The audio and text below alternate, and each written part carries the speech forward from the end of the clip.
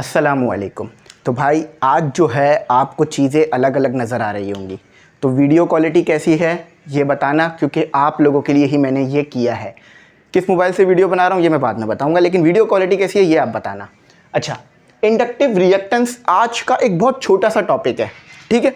Numerical आया होगा, वो न्यूमेरिकल भी करेंगे और बिल्कुल आसानी से समझेंगे कि होता क्या है इंडक्टिव रिएक्टेंस। आप इससे पहले पढ़ चुके हो कैपेसिटिव रिएक्टेंस, ठीक है, यानी रिएक्टेंट इन कैपेसिटेंस। तो अब आप पढ़ोगे रिएक्टेंट इन इंडक्टर। चलो स्टार्ट लेते हैं। देखो भाई, सबसे पहले समझ लो इंडक्टर क्या होता है, क्योंकि हम पीछे भी पढ़ रहे हैं इसे, ठीक है, पीछे भी पढ़कर आए हैं। इंडक्टर एक ऐसी डिवाइस है जो कि या ऐसा इलेक्ट्रिकल कंपोनेंट है जो कि आपके पास एनर्जी स्टोर करता है। सिंपल ये चीज़ याद रखो, इंडक्टर एक ऐसा कंपोनेंट है जो आपके पास एनर्जी स्टोर करता है। मगर वो कौन सी एनर्जी होती है? वो मैग्नेटिक फील्ड या मैग्नेटिक एनर्जी को ये स्टोर करता है।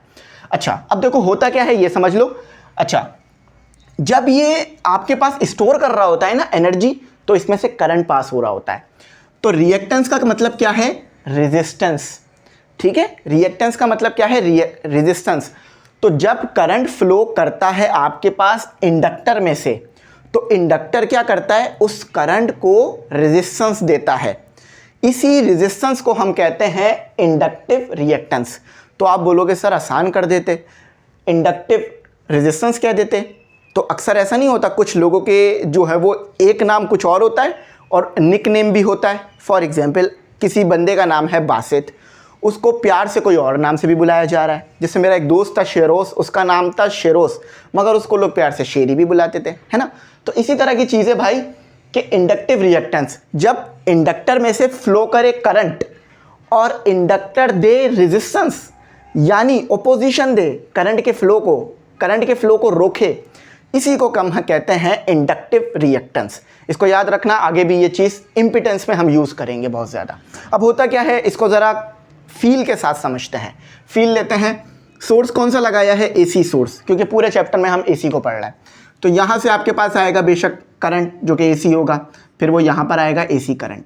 तो क्या होगा, यहाँ पर आपके पास मैग्नेटिक फील्ड पैदा होगी। इस तरह से करके आपके पास मैग्नेटिक फील्ड पैदा होगी, ठीक है।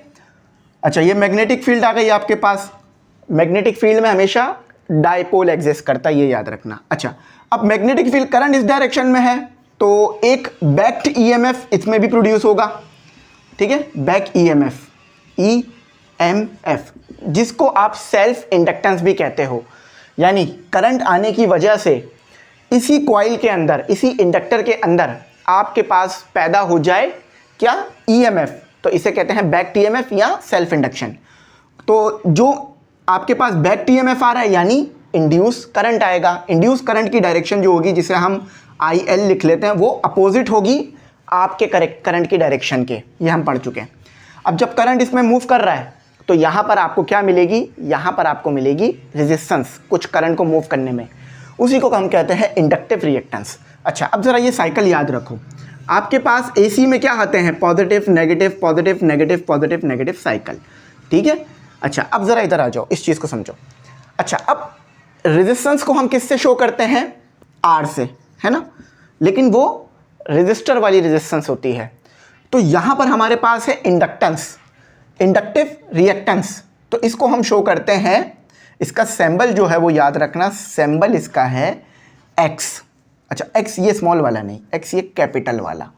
अच्छा, ये L, आप इंडक्टर को क्या कहते हो? L, ठीक है। तो XL, तो फॉर्मूला क्या बना?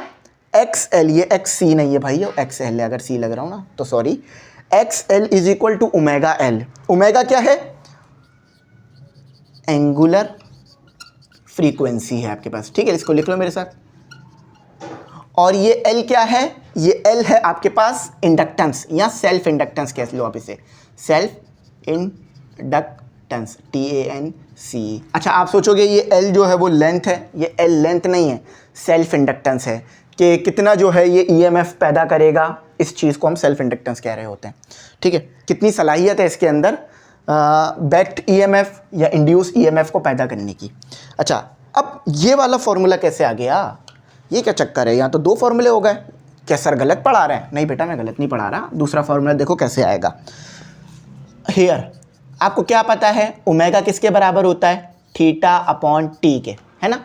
अगर मैं टाइम पीरियड को कैपिटल टी कह लूँ तो आपके पास क्या आ जाएगा, और थीटा को 2 पाई कह लूँ पूरे एक साइकिल के लिए। यहाँ पर एक साइकिल कंप्लीट हो जाता है ना 2 पाई, हम पढ़ चुके हैं इस चीज़ को।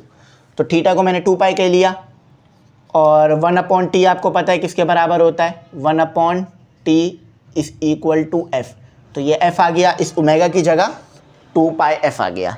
बात समझ आ गई, क्लैरिटी आ गई, क्योंकि फॉर्मूले में हम इसी चीज़ को यूज़ करेंगे। तो फॉर्मूला ये बनकर आपके सामने आया। समझ में आ गई सेल्फ इंडक्टेंस क्या है। बहुत लंबा नहीं खींचूंगा, छोटा सा टॉपिक है, इसीलिए छोटा सा न्यूमेरिकल भी है, वो भी कर लेते हैं और फिर बात को क्लैरिटी की तरफ ले जाते हैं। न्यूमेरिकल तो बहुत आसान है, इससे आसान न्यूमेरिकल आपने अपनी ज़िंदगी में नहीं किया होगा। बस जस्ट डेटा पहचान लिया तो फिर न्यूमेरिकल हो गया आपका।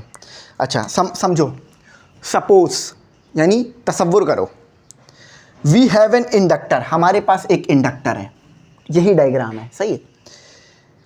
इस फॉर्म ऑफ अ कॉइल, देखो ये कॉइल से बनता है इंडक्टर, है ना, ये कॉइल है। इसकी इंडक्टेंस कितनी दी हुई है, अच्छा इंडक्टेंस एल से लिखी जाती है 0.02 हेनरी, इसका यूनिट होता है। And connect in series, series में लगा हुआ है। देखो करंट को फ्लो करने के लिए एक ही रास्ता मिल रहा है ना, देखो यहाँ पर आके करंट कहीं और जा सकता है इंडक्टेंस में आने के अलावा, नहीं, तो ये सीरीज कनेक्शन हुआ है, ठीक है। तो विथ एन एसी सिग्नल या एसी करंट, ठीक है। हैविंग फ्रीक्वेंसी, फ्रीक्वेंसी कितनी देखो, अच्छा इंडक्टेंस और फ्रीक्वेंसी का रिलेशन भी मैं आपस में बताता हूँ। अच्छा वैसे तो यहाँ समझ में आ रहा है कि इंडक्टेंस और फ्रीक्वेंसी का रिलेशन आपस में मतलब डायरेक्टली प्रोपोर्शनल है। फॉर एग्जाम्पल अगर इस सिग्नल की, मतलब ये सिग्नल की फ्रीक्वेंसी, अभी समझ लो फ्रीक्वेंसी कम है, अब सिग्नल की फ्रीक्वेंसी बढ़ गई, देखो अब फ्रीक्वेंसी बढ़ गई, फ्रीक्वेंसी बढ़ गई ना, समझ लो ये 1 सेकेंड था टाइम, 1 सेकेंड में आपके पास इतना आया सिग्नल, और यहाँ पर 1 सेकेंड में इतना सिग्नल आया, तो फ्रीक्वेंसी ज़्यादा किसकी हुई, इसकी फ्रीक्वेंसी ज़्यादा हुई ना। तो याद रखना, अगर फ्रीक्वेंसी बढ़ेगी यानी ये साइकिल बढ़ेंगे, इससे साइकिल को ही फ्रीक्वेंसी कहते हैं। अगर ये साइकिल बढ़ेंगे तो समझ लो इंडक्टेंस भी बढ़ जाएगी, और इंडक्टेंस का और कैपेसिटेंस का, ठीक है, यानी कैपेसिटर में इंडक्टेंस का रिलेशन इन्वर्स होता है फ्रीक्वेंसी के लिए, यहाँ पर डायरेक्टली प्रोपोर्शनल है। देखो समझ भी आ रही है बात।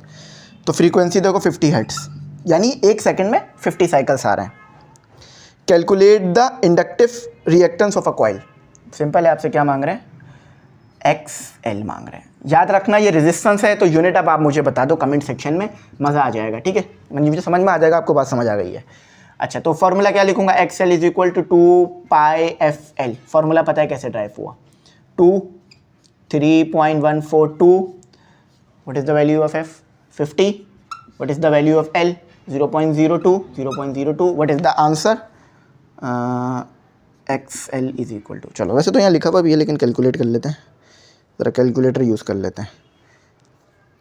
देखो 2 multiply 3.142 multiply by 50 multiply 0.02, the answer is 6.28। Unit क्या होगा, रेजिस्टेंस ही है ना ये, तो ओम्स इसका यूनिट होगा। चलो चेक करते हैं सही है गलत है, बिल्कुल सही है, 6.28। तो भाइयों उम्मीद करता हूँ मेरी बात अच्छी समझ में आ गई होगी। थोड़ा सा मैं 1-2 चीज़ें और क्लियर कर देता हूँ, उसके बाद इसे ख़त्म करते हैं। अगला टॉपिक आ रहा है इम्पिटेंस का, ठीक है, इम्पिटेंस क्या होती है ये पढ़ाऊँगा। ये बात याद रखना, भूलना मत कि फ्रीक्वेंसी का और इंडक्टिव रिएक्टेंस का आपस में रिलेशन डायरेक्ट है। कैपेसिटिव रिएक्टेंस का रिलेशन फ्रीक्वेंसी से और इंडक्टेंस और रिएक्टेंस से इन्वर्स है। बात समझ आ रही है, चलो वो वहाँ पर आएगा, वहीं पे समझ लेंगे, थोड़ा रिलैक्स करो, छुट्टी करो आज के लिए। वैसे अगला टॉपिक इसके फ़ौरन बाद अपलोड होगा, चलो बस पढ़ लेते हैं, उसके बाद ख़त्म करते हैं। द टर्म कौन सी, ये वाली टर्म, इंडक्टिव रिएक्टेंस रेफर यानी इसमें क्या है, ये किससे ताल्लुक़ करती है, टू द ओपोजिशन, ओपोजिशन मतलब रुकावट, रेजिस्टेंस, दैट इंडक्टर, जो कि इंडक्टर देता है, ऑफर्स देता है, किसको, फ्लो ऑफ अल्टरनेटिंग करंट को, इसी को हम कहते हैं, इसको डिनोट करते हैं XL से, और इसी को कहा जाता है इस कॉल इंडक्टिव रिएक्टेंस, ठीक है। तो आई होप मेरी बात समझ आ गई होगी, एक बार इसको रिवाइज कर लेना, ठीक है। थैंक्स फॉर वॉचिंग, अल्लाह हाफिज़। कीमती दुआओं में ज़रूर याद रखना भाइयों।